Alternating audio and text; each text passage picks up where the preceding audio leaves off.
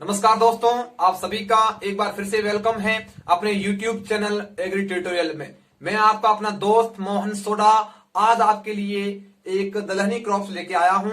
और इससे पहले मैंने एक वीडियो और डाल रखी है जिसमें अपने देखा कि दलहनी जो फसलें हैं उनको पढ़ने से पहले आपको कौन कौन से जो पॉइंट हैं वो क्लियर कर लेने हैं, ताकि जो आपका दलहनी जो पोर्शन है वो आपको इजी तरीके से समझ में आ जाए, है ना। तो उसको आप एक बार जरूर देखिए, क्योंकि जब तक आप वो नहीं पढ़ते हो तब तक ये इजी तरीके से समझ में नहीं आएगा, है ना। रटने की जरूरत नहीं है। वहां पे अगर आप उस वीडियोस को देखते हो जिसमें मैंने डाला टॉपिक डाल रखा है, जिसमें टोटल जितनी भी इंपॉर्टेंट चीजें हैं वो मैंने एक ही वीडियो में क्लियर करा रखी है, तो उसको एक बार आप जरूर देखें। उसके बाद आज अपन जो फर्स्ट ले रहे हैं जो दलहनी क्रॉप्स, वो कौन सी है? चना। कौन सी है? चना आज अपन पढ़ेंगे। बहुत ही प्यारा सा टॉपिक है और बहुत ही मजा आने वाला है। ओके, एक गुजारिश और करना चाहूंगा कि अगर आप इस चैनल पर नए हो तो चैनल को जरूर सब्सक्राइब करें और आगे बढ़े, है ना। अब टाइम खराब नहीं करेंगे, जितना हो सका अपन प्रयास करेंगे कि जो आज का जो अपन पढ़ते हैं इसमें चने से रिलेटेड एक भी क्वेश्चन अपना बाहर नहीं जाए। चाहे आप कॉम्पिटेटिव एग्जाम, किसी भी कॉम्पिटेटिव एग्जाम की तैयारी कर रहे हो तो ये जो वीडियो है ये आपके लिए बहुत ही यूजफुल होने वाला है। और राजस्थान के अंतर्गत जो भी लोग तैयारी कर रहे हैं उसमें मैं पहले ही बता दूं तो दलहनी जो पोर्शन है, तो दालें हैं, वो बहुत ही इंपॉर्टेंट है। यहां से बहुत ज्यादा क्वेश्चन आने की संभावना रहती है। इसीलिए मैं आपको बता रहा हूं कि जो दालें हैं इसको आपको हल्के में नहीं लेना है और जल्दी से, है ना, जल्दी से ही अपन को ये चीजें पहले कंप्लीट करनी है। इसीलिए मैं पहले खाद्यान्न से पहले आपके लिए दालें ले रहा हूं, है ना। देखो, भगवान की भक्ति और पढ़ाई में कभी घंटे नहीं देखे जाते, है ना। ऐसे मत सोचो बहुत लंबी वीडियो बन जाएगी, 1 घंटे का जो चना है वो 1 घंटे टॉपिक चल जाएगा, हम कब तक पढ़ रहेंगे। ऐसा कुछ भी नहीं है। सिर्फ ये अपने दिमाग की सोच है, इसको चेंज करो और फटाक से अपने नोट्सों में हाथों हाथ चिपका लेना। चलो शुरुआत करता हूं मैं आज अपने चने की। तो बहुत ही प्यारा सा टॉपिक है। टॉपिक का नाम क्या है? चना, है ना। चना इसका नाम है। यहाँ पे जो मैंने पहले जो पॉइंट है वो क्लियर कर लिए, ताकि आपको अपना जो समय है वो भी बच जाए और आपको भी जो है आराम से एक एक चीज है वो मिले और आपको चीज वो छूटे नहीं, है ना। चलो अब मैं शुरुआत कर लेता हूं बोटनिकल नेम, यानी कि जो चना है इसका बोटनिकल जो नेम है वो क्या हो जाएगा। तो जो इसका जो बोटनिकल नेम है हो जाएगा साइसर। क्या हो जाएगा? साइसर एरिटिना। ये तो अपने देसी चने का नाम है। कौन से चने का? देसी चने का। अगर आपसे पूछे जो काबुली चना है उसका क्या नाम हो जाएगा, वानस्पतिक नाम या बोटनिकल नाम क्या हो जाएगा? ये तो अपने देसी चने का नाम है। अगर आपसे पूछे कि काबुली जो चना है उसका क्या हो जाएगा, तो सीधी सी बात है उसकी भी एक वेराइटी है साइसर। साइसर काबुली कब, है ना। काबुली दोनों ही मैंने बता दिए। अब कंफ्यूज मत होना, यहां से क्वेश्चन आ सकता है, इसलिए इसको इजी तरीके से याद कर लेना। देखो, साइसर नाम का एक व्यक्ति है जो अंग्रेज है। साइसर, बहुत सारे नाम होते हैं, वो क्या करता है? चने खाता है। उसी हिसाब से इसका बोटनिकल नेम याद कर सकते हो। उसके बाद अगर मैं इसकी फैमिली की बात करूं, किसकी फैमिली की बात कर रहा हूं मैं? जो चना है इसकी फैमिली कौन सी है? मैंने पहले बता रखा है। जो दालें हैं इनकी जो फैमिली रहती है वो रहती है लेग्यूमिनेसी। कौन सी रहती है? लेग्यूमिनेसी रहती है। चलो मैं शुरुआत कर लेता हूं लेग्यूमिनेसी। लेग्यूमिनेसी, देखो क्या होता है, कभी कभार एग्जाम में लेग्यूमिनेसी नहीं मिलता, है ना। कभी कभार क्या है, अब की बार जो जनरली पेपर आ रहे हैं उसमें लेग्यूमिनेसी ये फैमिली बहुत जो है वहां पे नहीं मिलता, तो वहां पे क्या मिल जाता है? फैबिएसी। फैबिएसी ये मिल जाता है, फैबिएसी, है ना। अगर फैबिएसी भी ना मिले तो आपको करके आ जाना है पेपा लियोनेसी। एक एक पॉइंट में आपको क्लियर करवा दूंगा, अपना एक भी पॉइंट पीछे नहीं रहेगा। देखो, फैमिली में आपको तीनों की तीनों याद रखनी है। लेग्यूमिनेसी भी आ सकता है, फेबिएसी भी आ सकता है और आपके पेपा लियोनेसी भी आ सकता है। तीनों ही सही है, कंफ्यूज होने की जरूरत ही नहीं है। उसके बाद अगर मैं बात करूं 2n बराबर, यानी कि जो गुणसूत्रों की जो संख्या है वो कितनी होती है अपने चने में, तो देखो जो चना है वो एक रबी की क्रॉप है और मैंने पहले बता रखा है जो रबी की क्रॉप होती है उसमें गुणसूत्रों की संख्या होती है 14। कितनी होती है? 14, यानी गुणसूत्र कितने हो गए 14। पॉइंट समझ में आ गया? चलो पॉइंट समझ में आ गया। 14 कितने हैं गुणसूत्र। अगर पूछे काबुली के जो चना होता है उसमें कितनी होती है तो क्या करके आ जाओगे 2n बराबर 16। मैंने बता रखा है 2 बड़ा लेने हैं इसमें, ठीक है ना। खरीफ जितनी भी जो अपने क्रॉप्स हैं उसमें जो दलहनी क्रॉप्स है उसमें 22 गुणसूत्र हैं और रबी की जो है उसमें 14 है, ठीक है ना। जो चना है इसमें 14 ही है, लेकिन जो काबुली चने का अगर पूछ ले तो आपको क्या करके आ जाना है 16। ओके। उसके बाद अगर मैं बात करूं इसकी उत्पत्ति, इसका ओरिजिन कौन सा है, कहां से अपना चना जन्मा है, तो आपका आंसर क्या चला जाएगा। मैंने एक लाइन आपको नोट करके लिखाई है कि जो चना है, चाहे मूंग है, मसूर है, जितनी भी दालें हैं, इन सबका उत्पत्ति जो स्थल है वो अपने भारतीय हैं। लेकिन 2 मैंने अपवाद बताए थे। एक बताया था मैंने चौला जिसका उत्पत्ति स्थल है अफ्रीका, और एक बताया था काबुली चना। और काबुली जो चना है वो अपने काबुल से आया है, और काबुल कहां पे है, अफगानिस्तान में, है ना। तो देखो नॉर्मली अगर पूछे तो इसका जो अपना आंसर चला जाएगा वो चला जाएगा भारत, है ना। क्या चला जाएगा भारत। अगर पूछे काबुली चना तो आपको क्या करके आ जाना है अफगानिस्तान। किसकी बात हो रही है, काबुली चने की बात हो रही है। नॉर्मल अगर पूछे जो चना अपना नॉर्मल चना देसी चना है इसका जो उत्पत्ति स्थल है वो भारतीय है, लेकिन काबुली का पूछे साइसर काबुलिकम इसका कौन सा है तो आपका आंसर क्या चला जाएगा अफगानिस्तान। समझ में आ गया? ओके। अब अपन चलते हैं परागण के ऊपर। जो आपके चना है इसमें परागण कौन सा पाया जाता है ना। इसमें परागण कौन सा पाया जाता है तो देखो जो इसमें परागण पाया जाता है वो पाया जाता है स्वपरागण। कौन सा परागण पाया जाता है, स्वपरागण, सेल्फ पोलिनेशन पाया जाता है इसमें। किसमें, अपने चने में। ओके। उसके बाद अपना नेक्स्ट पॉइंट क्या है, इसका जो पुष्पक्रम है ना, इसका जो पुष्पक्रम है वो किस टाइप का होता है तो आपका आंसर क्या चला जाएगा रेशीम। ये इंपॉर्टेंट है पॉइंट, इसको इंपॉर्टेंट मान लेना। पुष्पक्रम के लिए कोई भी ट्रिक नहीं है और सीधा सिंपल फंडा है, आपको रटना ही पड़ेगा। ओके। उसके बाद अगर मैं बात करूं अंकुरण कौन सा पाया जाता है, मैंने आपको अंकुरण 2 बता रखे, एक बता रखा है इपीजियल और एक बता रखा है हाइपोजियल। अब जो रबी की जितनी भी क्रॉप्स हैं तो दलहनी क्रॉप है उसमें आपके हाइपोजियल अंकुरण पाया जाता है, और जो चना है वो भी एक रबी की क्रॉप है, तो आपका आंसर क्या चला जाएगा हाइपोजियल, यानी कि जो अंकुरण है वो है हाइपोजियल। अरे समझ में आ रहा है कि नहीं आ रहा, कमेंट करके जरूर बताना कि कैसी लग रही है अपनी क्लासेस, है ना। तो मैं आपके लिए मेहनत करूं, नहीं तो फिर और कुछ देखते हैं आपके लिए जल्दी से जल्दी। ओके। उसके बाद अगर मैं बात करूं फल की, तो इसका फल होता है उसे अपन किस नाम से जानते हैं तो इसके फल को कहते हैं पोड। क्या कहते हैं, पोड कहते हैं इसके फल को। समझ में आ गया? उसके बाद नेक्स्ट पॉइंट क्या बोल रहा है, इसके अन्य नाम, यानी कि जो अपना चना है, चने के अन्य नाम और क्या है तो देखो इसको अपन कहते हैं घोड़ा दाल। क्या कहते हैं, घोड़ा दाल, है ना। या पर अपन इसको कहते हैं चिकपी। क्या कहते हैं, चिकपी, है ना। या पर अपन इसको कहते हैं बंगाल ग्राम। ये नाम इंपॉर्टेंट है, बंगाल ग्राम। और एक फेमस नाम है वो कौन सा है, दलहनी फसलों का राजा। कौन है राजा, कौन है भाई साहब, चना है, चना। देखो अगर आपसे पूछे कि दलहनी जो फसलें हैं इसका राजा कौन है तो आपको याद करना है चना, दलहनी फसलों का राजा, है ना। ये भी पॉइंट बहुत ही इंपॉर्टेंट, बहुत से एग्जाम में पूछा गया कि घोड़ा दाल के नाम से किसको जाना जाता है, चने को जाना जाता है। बंगाल ग्राम चना, चिकपी चना, है ना। च से चिक और च से चना, बहुत इजी है। उसके बाद दलहनी फसलों का राजा कौन है, वो भी अपना है चना।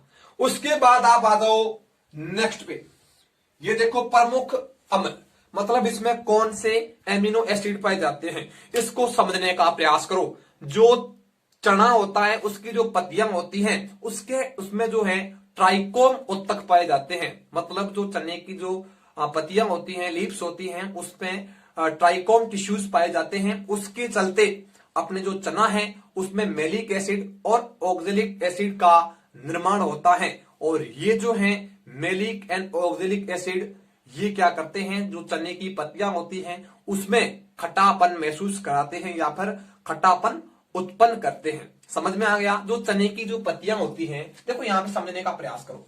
चने की ये पत्तियां हैं, इसमें क्या है ट्राइकोम उत्तक होते हैं। कौन से? ट्राइकोम।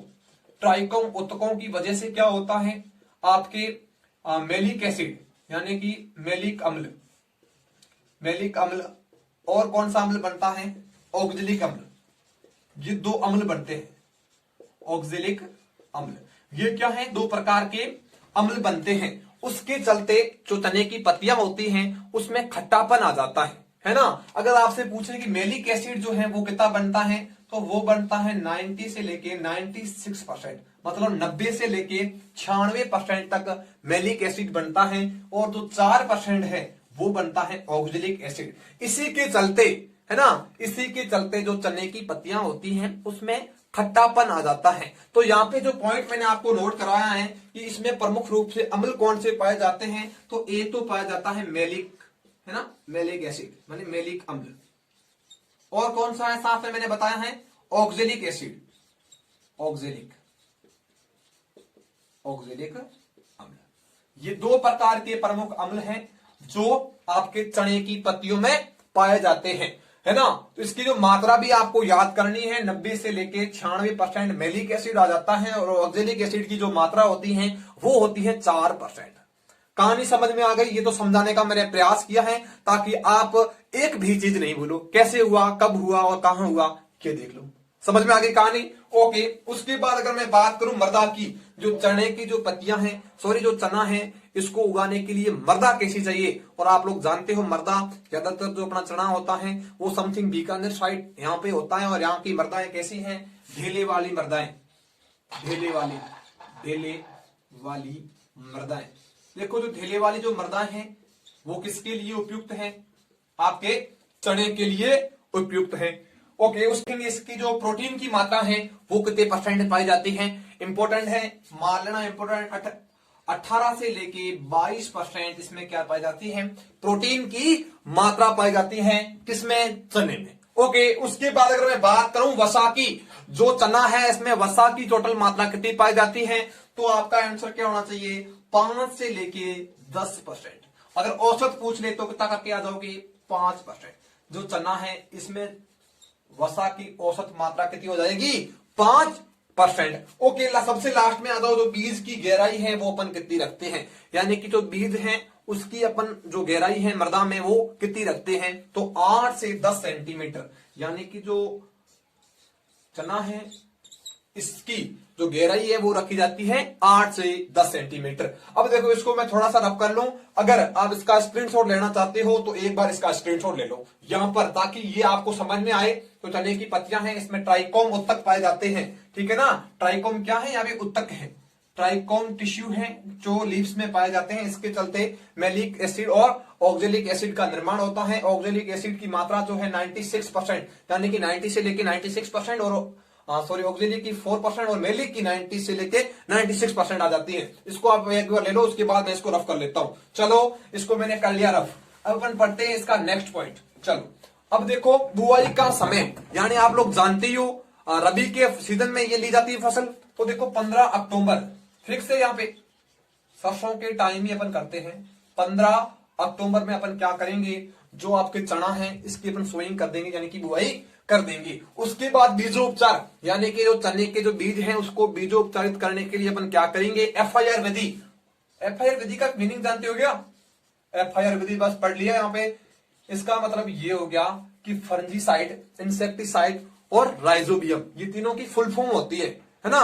सबसे पहले आपको फंजीसाइड से उपचारित करना पड़ेगा, उसके बाद इंसेक्टिसाइड से, उसके बाद राइजोबियम कल्चर के द्वारा चने के बीजों को उपचारित करने के बाद ही बुआई के लिए काम में लेना है। उसके बाद इंपॉर्टेंट आ जाता है जलवायु, बहुत ही प्यारा सा टॉपिक जलवायु। अब देखो जो चना है ये एक SDB प्लांट है, कौन सा है? शॉर्ट डे प्लांट, यानी कि लघु दिवस पादप है। जो सरसों की जलवायु है वही की वही जलवायु यहाँ पे है ना। अगर आपको सरसों की जलवायु याद है, क्लाइमेट याद है, तो वही की वही सिस्टम आपके यहाँ पे लागू होता है। अब देखो अंकुरण एवं वृद्धि के लिए, यानी कि जो आपके पहले क्या होगा? अंकुरण एवं वृद्धि और दाना बनना, दाना बनना, है ना। अब देखो इसके लिए जलवायु कैसी चाहिए? पहला पॉइंट आपका ये होना चाहिए, सर्दी में उगाते हैं। तो सर्दी में कैसी जलवायु होती है? ठंडी एवं नम।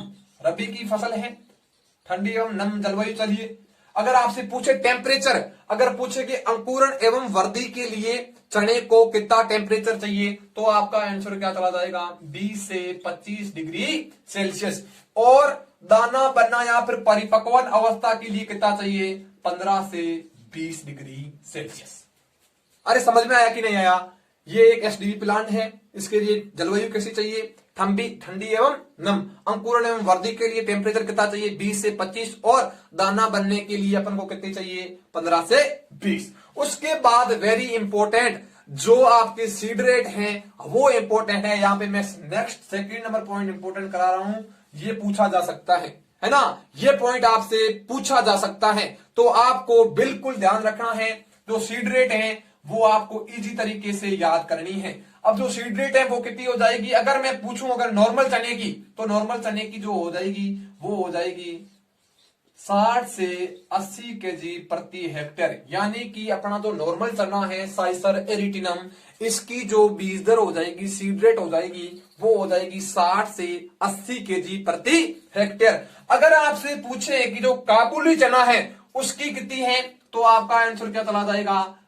80 से 100 केजी प्रति हेक्टेयर। किसकी हो रही है बात? 80 से 100 केजी किसकी है? काबुली चने की। यानी कि जो काबुली जो चना है अगर अपन उसकी बुआई कर रहे हैं तो अपने जो सीड रेट है वो अपन थोड़ी बढ़ा लेंगे। 80 से 100 केजी अपन अगर नॉर्मल है, मतलब जो अपना देसी चना है उसकी अपन ले रहे हैं, तो 60 से 80 केजी प्रति हेक्टेयर। उसके बाद क्या पूछ रहा है? जो फूलों का रंग है, यानी कि जो अपने फ्लावर हैं उसका कलर कैसा होता है? तो देसी चना होता है उसका तो कलर होता है बैंगनी। कैसा कलर होता है? बैंगनी कलर होता है। किसका? अपने देसी चने का। अगर आपसे पूछे जो काबुली चना है इसका जो फूल है या उसके जो फ्लावर होते हैं उसका कलर कैसा होता है, तो उसका जो कलर हो जाएगा वो थोड़ा सा चेंजेज होता है अपने देसी चने से। तो उसका कलर कैसा हो जाएगा? सफेद या फिर क्रीम टाइप सा। मतलब क्या हो गया? अगर आपसे पूछे कि जो काबुली चना है या फिर साइसर काबुली कम जो चना है इसका जो फूलों का कलर है वो कैसा हो जाएगा? सफेद या क्रीम कलर। अगर अपन नॉर्मली है, मतलब जो देसी चना है उसका कलर कैसा हो जाएगा? बैंगनी कलर। ओके, उसके बाद अपन नेक्स्ट पॉइंट चल रहे हैं। देखो नेक्स्ट पॉइंट, अगर आपसे पूछे आर इंटू आर, मतलब रो इंटू रो की दूरी कितनी रखेंगे? 30 सेंटीमीटर। किसमें? अपने देसी चने में। अगर आपसे प्लांट इंटू प्लांट की दूरी पूछे तो आप कितनी करके आ जाओगे? 10 सेंटीमीटर। यानी कि आपको याद करना है 30 और 10, यानी कि row into row 30 centimetre, P into P 10 centimetre. अगर आपसे यही चीज है ना, यही चीज अगर आपसे काबुली कम चने से पूछी जाए, यानी कि जो काबुली जो चना है उससे पूछी जाए, तो आपको क्या करके आ जाओगे? थोड़ी सी बढ़ानी है, हर बार बढ़ानी है। 45 सेंटीमीटर जो है वो रो इंटू रो की दूरी हो जाएगी। अगर प्लांट इंटू प्लांट की दूरी की बात करूं तो वो हो जाएगी 15 सेंटीमीटर। है ना? कहानी समझ में आ गई। उसके बाद अपन चलते हैं जो फर्टिलाइजर मैनेजमेंट है, यानी कि उर्वरकों का अपन प्रबंधन कैसे करेंगे, किस हिसाब से उर्वरकों को देंगे ताकि जो अपना चना है वो सही से ग्रोथ कर पाए।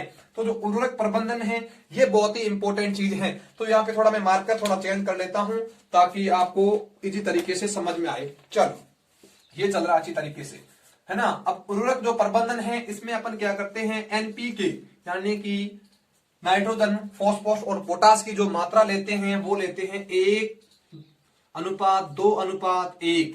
ये अनुपात फिक्स रहते हैं, मैंने पहले बता रखे हैं।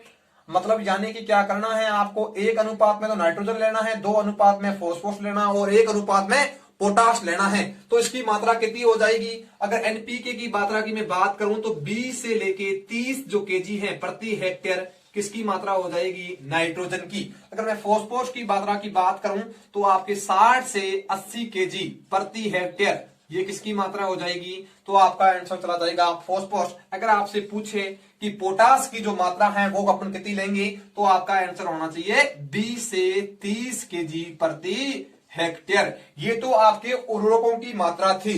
अब जो अपने जो उर्वरक हैं इसे अपन बोलते हैं प्राथमिक उर्वरक, प्राथमिक पोषक तत्व बोलते हैं। चलो देखो इसमें क्या होता है, इन सबका उपयोग अपन को कब तक कर लेना चाहिए? जो बुआई है उससे पूर्व कर लेना चाहिए ताकि जो पौधा है वो आराम से ग्रोथ कर पाए और अधिक से अधिक उत्पादन दे पाए। तो जो उर्वरक हैं इन तीनों का, यानी कि नाइट्रोजन, फॉस्फोरस और पोटास का अपन को प्रयोग कब तक कर लेना चाहिए? आपके कर लेना चाहिए बुआई से पूर्व, है ना। पॉइंट इंपोर्टेंट है, याद कर लेना, बुआई से पूर्व। इन सभी का, है ना, इन सभी का अपन कब तक प्रयोग कर लेंगे? बुआई से पहले इनका प्रयोग अपन को करना होगा। अगर आपसे पूछें कि जो चना है, चने के लिए कौन सा उर्वरक सबसे बढ़िया है बुआई से पूर्व उपयोग के लिए, है ना, तो आपका आंसर चला जाएगा डीएपी, है ना, डीएपी डाई अमोनियम फॉस्फेट। ये जो उर्वरक है ये बुआई से पहले उर्वरक उपयोग में लिया जाने वाला उर्वरक है, जो सबसे ज्यादा चने में यूज लिया जाता है। उससे अपन नेक्स्ट बढ़ते हैं, जो इसके रोग हैं, कीट हैं, इसकी वेराइटीज हैं, वो पढ़ते हैं। तो एक बार इसका आप स्क्रीनशॉट जरूर लें ताकि आपको कोई परेशानी ना आए। तो आराम से एक बार आप स्क्रीनशॉट ले लो इसका, चलो स्क्रीनशॉट ले लो, उसके बाद अपन बढ़ते हैं इससे आगे, ठीक है। चल ओके, अब अपन चल रहे हैं लगातार चने को पढ़ रहे हैं। इससे पहले अपन नॉर्मल वर्गीकरण पढ़ चुके हैं, अब अपन आगे चल रहे हैं कीट एवं रोग को पढ़ने के लिए, इंसेक्ट एवं डिजीज पढ़ेंगे। देखो चने के अंतर्गत दो ही रोग हैं और दो ही कीट हैं जो बहुत ही इंपॉर्टेंट हैं और एग्जाम में पूछे जाते हैं। अपन वही पढ़ेंगे जो एग्जाम की दृष्टि से महत्वपूर्ण है। देखो कौन कौन से हैं। एक तो है आपके चने का फली छेदक, नाम सुना है क्या? चने का फली छेदक, हेलिकोवर्पा आर्मीजेरा, नाम याद है क्या? Helicoverpa armigera. एंटोमोलॉजी अगर पढ़ रखी है तो वहां में बिल्कुल इस कीट को बताते हैं, है ना। और दूसरा कौन सा है? कटवर्म, है ना, कटवर्म। देखो पहला कीट मैं ले रहा हूं, उसका नाम क्या है? फली छेदक, चने का फली छेदक, है ना। इसका नाम क्या है, यानी कि जो इसको अपन किस नाम से जानते हैं? हेलिकोवर्पा आर्मीजेरा, आर्मीजेरा, ये क्या है? इसका नाम है। कभी कभी वो ये नहीं पूछते, कभी कभी सीधा ही हेलिकोवर्पा आर्मीजेरा लिखा हुआ आता है। तो ये क्या करता है? जो चने की जो फलियां होती हैं उसको नुकसान पहुंचाता है, और इसका ज्यादातर जो समय, यानी कि ये किस समय अपन को ज्यादा नुकसान पहुंचाते हैं चने की फसल को? तो दिन के समय, है ना, दिन के समय। इसका जो ज्यादातर समय जो रहता है वो रहता है दिन के समय। ये सबसे हानिकारक कीट है, सबसे हानिकारक। चने का अगर सबसे हानिकारक पूछे तो कौन सा है? चने का फली छेदक। अगर अपन इसको रोकना चाह रहे हैं, इसका उपचार करना चाह रहे हैं, तो अपन किसका प्रयोग करेंगे? एनपीवी, न्यूक्लियस पॉलीहाइड्रोसिस विषाणु वायरस का प्रयोग करेंगे अपन। उसके प्रयोग करने से अपन इससे छुटकारा पा सकते हैं, इसमें कमी ला सकते हैं। किसका प्रयोग करेंगे? एनपीवी, है ना, न्यूक्लियस पॉलीहाइड्रोसिस वायरस, है ना। उसके बाद अगर मैं बात करूं नंबर सेकंड की, तो जो नंबर सेकंड जो है वो है कटवर्म। ये क्या है? ये भी एक हानिकारक कीट है जो कब नुकसान पहुंचाता है? रात के समय में, रात के समय। और इसका अपन उपचार कैसे करेंगे? इसकी रोकथाम के लिए अपन क्या करेंगे? सर्वांगी कीटनाशी है, मेटासिक्सोक्स हो गई, सर्वांगी कीटनाशी का अपन क्या करेंगे? प्रयोग करेंगे। ये तो आपके क्या हो गई? रोग, सॉरी कीट हो गई। उसके बाद अगर मैं बात करूं रोगों की, जो रोग हैं, एक तो आपके आता है उकटा रोग। कौन सा रोग? उकटा रोग, है ना। और एक तो आपके जो रोग आता है वो आता है झुलसा रोग। ये दो प्रकार के रोग हैं जो आपके चने के अंतर्गत लगते हैं। अगर आपसे पूछे जो उकटा रोग है वो किसकी वजह से होता है, तो ये जो आपकी होता है फफूंद की वजह से। और जो फफूंद है वो कौन सी है? फ्यूजेरियम ऑक्सीस्पोरम, बहुत ही अटपटे नाम है, फ्यूजेरियम ऑक्सीस्पोरम, ऑक्सीस्पोरम की वजह से ये कीट लगता है। अपन क्या करेंगे? एक बार लगातार जितने भी फसलों के कीट हैं वो रोग एवं कीट एक साथ पढ़ा देंगे, है ना, तो वहां पे प्रॉब्लम नहीं होगी अपन को। तो देखो ये किसकी वजह से होता है? फफूंद की वजह से। कौन सी फफूंद है? फ्यूजेरियम ऑक्सीस्पोरम की वजह से होता है ना। और झुलसा जो रोग है ये, इसमें आपको ओनली और ओनली नेम ही याद करना है। ये सबसे हानिकारक रोग है चने का। कौन सा? उकटा रोग, है ना। अगर इसको अपन रोकना चाह रहे हैं, इसका अपन उपचार करना चाह रहे हैं, तो अपन क्या करेंगे? ग्रीष्मकालीन गहरी जुताई, यानी कि गर्मियों के समय अपन क्या करेंगे? जो मृदा है इसकी गहरी जुताई करेंगे। और क्या करेंगे? एक ट्राइकोडर्मा जैविक फफूंद है, इसका प्रयोग करके, जैविक फफूंद का प्रयोग करके इसका उपचार अपन कर सकते हैं। नाम याद रख लेना कि चने के उगता रोग के लिए कौन सी जैविक फफूंद उपयोग में लाई जाती है, तो आपका आंसर होना चाहिए ट्राइकोडर्मा। मैंने जब जैव उर्वरक पढ़ाया था तभी मैंने आपको ये बता दिया था। यहाँ पे ट्राइकोग्रामा भी वो पूछ सकता है, लेकिन जो ट्राइकोग्रामा है वो आपको याद नहीं करना है। ट्राइकोग्रामा पीछे क्या आ रहा है, ग्राम, और ग्राम में कौन आते हैं, कीट आते हैं, यानी कि गांव में कीट आएंगे, और जो डरमा है, जो ड्रम होता है, उसमें कौन आएंगे, आपके फफूंद, है ना। इस हिसाब से मैंने ट्रिक बताई थी, अगर आपको याद है तो। उसके बाद अगर मैं क्रिटिकल स्टेज की बात करूं, क्रांतिक अवस्थाओं की बात करूं, तो देखो इसमें इंपॉर्टेंट है शाखाएं बनते समय, शाखाएं बनते समय, है ना, शाखाएं बनते समय, यानी कि फूल आने से पूर्व, फूल आने से पूर्व। बाकी सभी में फूल आने के बाद अपन प्रथम सिंचाई करते हैं, लेकिन चना एकमात्र ऐसी फसल है इसमें आपकी फूल आने से पूर्व ही सिंचाई कर ली जाती है। जैसे शाखाएं निकलती हैं उस समय इसको फर्स्ट सिंचाई की आवश्यकता होती है। उसके बाद अगर मैं सेकेंड नंबर के क्रिटिकल स्टेज की बात करूं तो है दाना बनते समय, फलियों में दाना बनते समय। ये तो अपनी हो गई नेक्स्ट नंबर जाने की, नेक्स्ट क्रिटिकल स्टेज। दो है फूल आने से पूर्व और फलियों में दाना बनते समय। ओके, उसके बाद अगर मैं कटाई की बात करूं, अपन कटाई कब तक कर लेंगे, तो देखो कटाई जो है वो अपन कब तक कर लेंगे, आपके याद रखना दानों में 20% नमी होने पर, यानी कि जो अपने जो दाने हैं चने की उसमें अगर 20% नमी है तो फटाक से अपन को क्या कर लेनी है, कटाई कर लेनी है। उसके बाद इसका भंडारण कब तक कर लेना चाहिए, अगर दानों में 8 से 10% नमी बचती है तो वहां पे अपन को क्या कर लेना है, चने का भंडारण कर लेना है। ओके, उसके बाद अपन चलते हैं खरपतवार नियंत्रण, यानी कि जो वीड मैनेजमेंट है वो अपन क्या कैसे करेंगे, तो कौन कौन सी खरपतवार राशियों का अपन प्रयोग करेंगे उसके हिसाब से आपको याद करना है। बुआई से पूर्व अलग है, बुआई के बाद और अंकुरण से पूर्व अलग है, और खड़ी फसल में अलग है। अगर आपसे पूछे कि बुआई से पूर्व कौन कौन सी करेंगे, तो याद कर लेना ट्राइफ्लोरेलिन,